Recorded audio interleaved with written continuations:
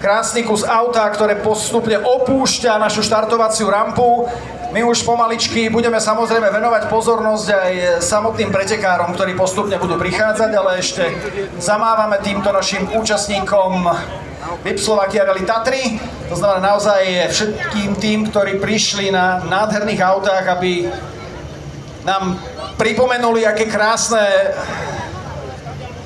dokážu byť autá, keď ich robí niekto, ako vie. Napríklad ty v automobilke Porsche, alebo ty, tuším, Jaguar tam vidím, alebo máme tam BMWčko, máme tu krásne auta od vymyslu sveta, pod kapotou toľko koní, že by všetky stajne v Poprade nestačili na ich ustajnenie a dôkaz toho, že autá môžu vyzerať krásne a keď si do nich sadnete, tak budete krásne aj vy.